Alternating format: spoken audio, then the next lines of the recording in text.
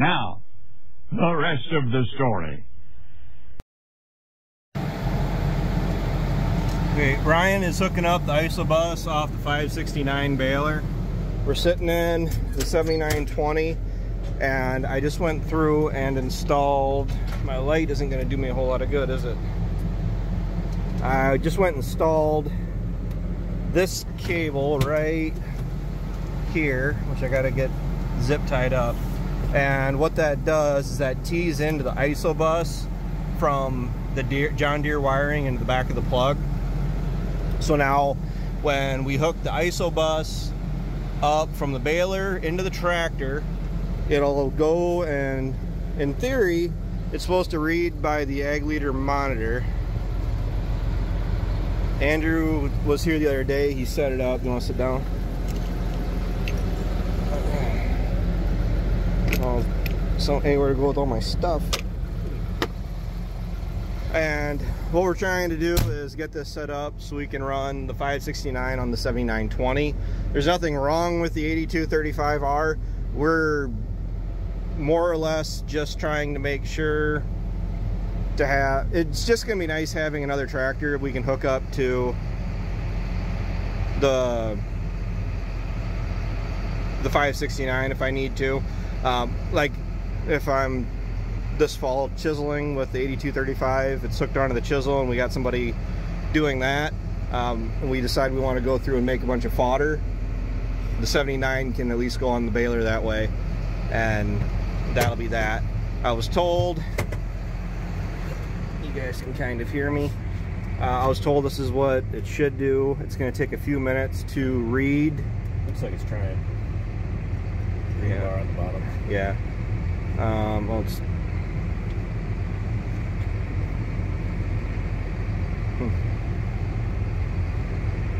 this isn't completely out of the question. This is pretty much a fact-finding mission because there's another plug down here in the darkness. Oh, so it can take up to 5 minutes the first time. Yeah. But I'm not going to sit and make you guys watch all that. But there is the connection that I make down here that goes into the main harness that is right here. There's a big rat's nest of wiring that I had to push in behind all the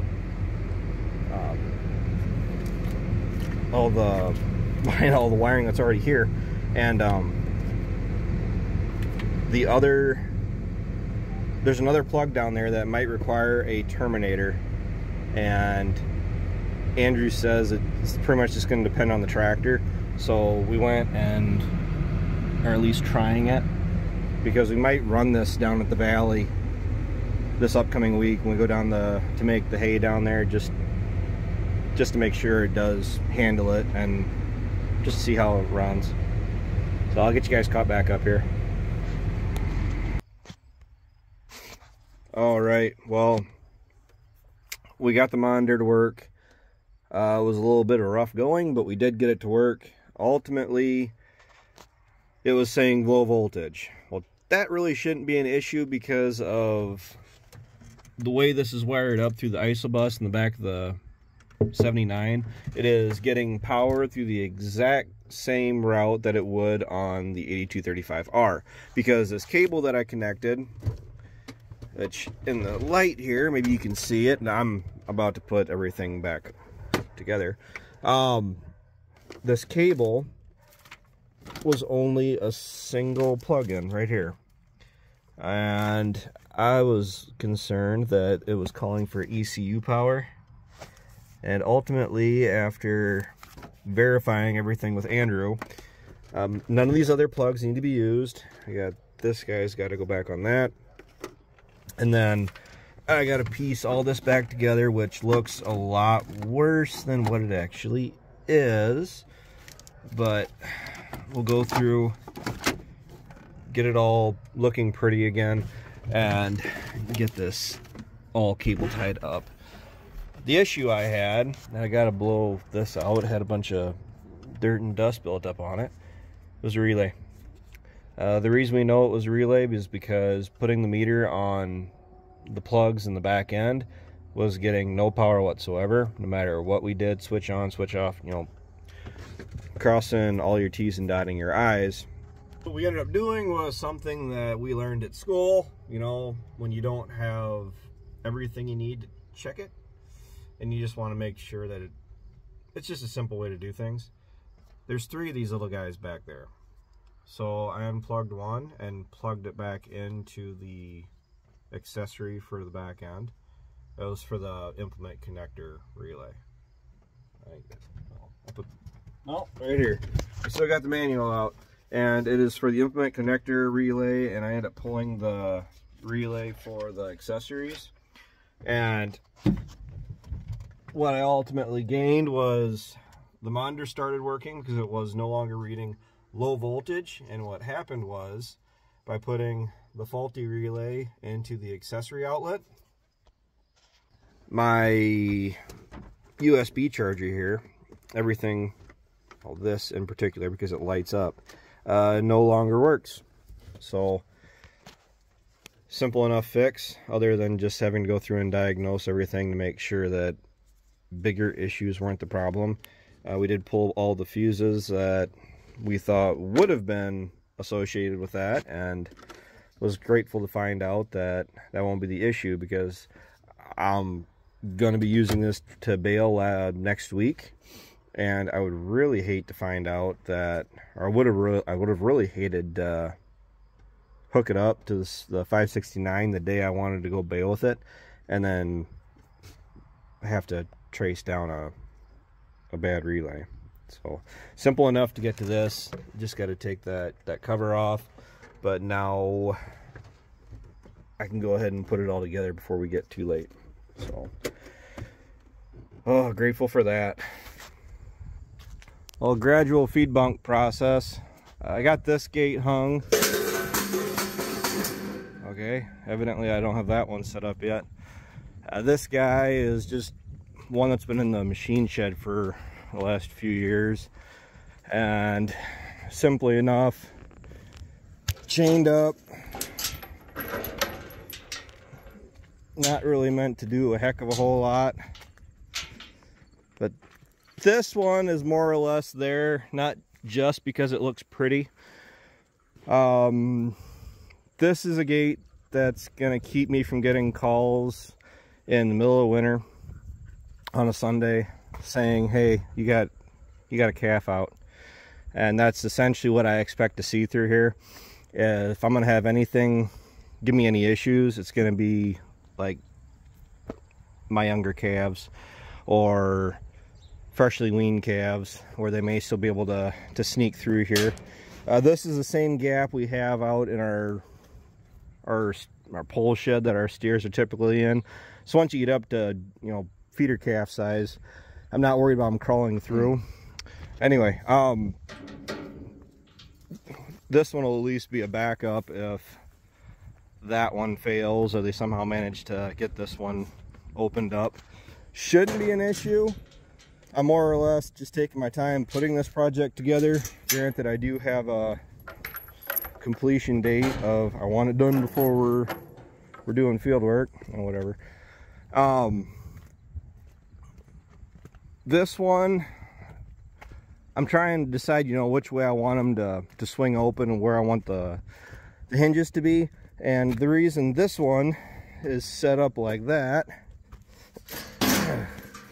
is because I'm already planning on having a gate across here, and that gate will be hinged on that post, and then I want it to be able to swing 180 degrees, so when I open it up I can swing it all the way back around against another, well, one of these that'll be in the middle here between those two. So this is gonna be, albeit it'll be higher, up off the ground, because I don't want it to get down in manure or frozen snow, ice, whatever else. Kind of like that one. And I was really wanting to mount it through here and then, you know, have it swing like that, you know. Because it's an 8-foot gate, I'm pretty much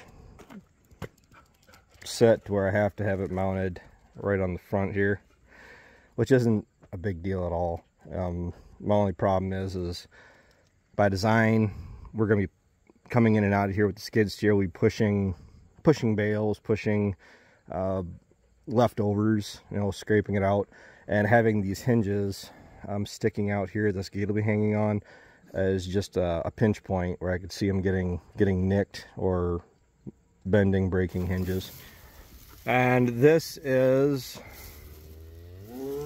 basically canary grass out of one of my waterways, and it looks like first cut when it's actually second, but that just goes to show, well, I cut it early enough in the season, and with the weather conditions we had, it ultimately come out looking like this, and it looks like straw.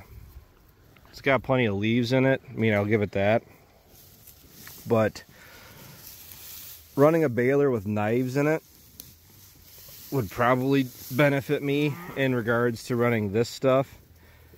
And actually running a baler with knives, it would actually cut this stuff up and make it easier for the cattle to pull off the bale. As you can see, they're having a hard time getting to the inner core of the bale.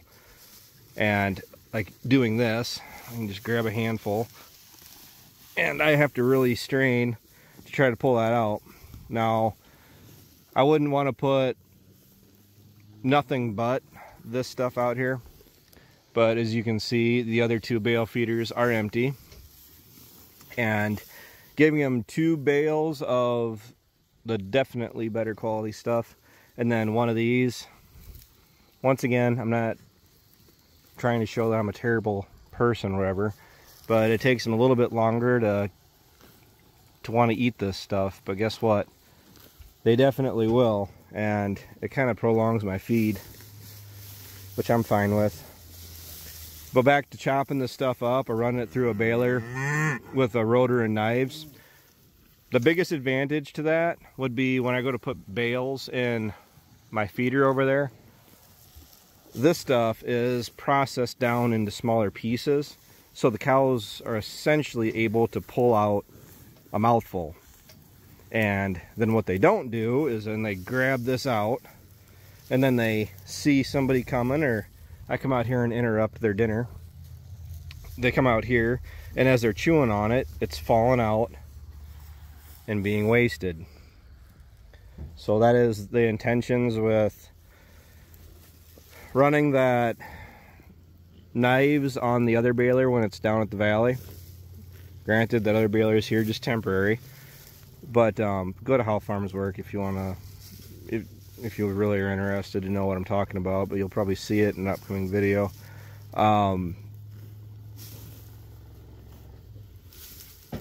Knifing this stuff would have been ideal if it was an option, but I make do with what I got, and then it keeps the feed in the bunk or in the feeder, which is what I'm really looking for. Everybody is doing good. You know, Myrna likes seeing the babies. These guys really aren't babies anymore. They're not as far along as I'd like them to be, but I also critique myself absolutely terribly, and they really don't look that bad for, what was it, mid-September? Is it the 15th or the 16th? Might be the 14th. And I don't know the background on some of these calves, the ones that were kind of smaller, so they're going to be getting grain here before too terrible long. And the key to having nice calm cattle though is walking out through them like I am right now, and with the sun going down and the red coats, really is nice just to sit and look at them. Yep, I'm one of those types. So all right, thanks for watching. Tune in for upcoming videos, relatively quick here, of making hay. The plan is to cut on Saturday. They're calling for a chance of thunderstorms Saturday night, but getting it cut and on the ground isn't going to hurt it if it gets rained on that same day, and that'll actually save me a little bit of time waiting for the next day to cut it. I can actually head it the next day, and hopefully in less than a week from today we'll have pretty well be done making hay. That's what I'm hoping for. And these guys will have a nice winter ahead of them yet.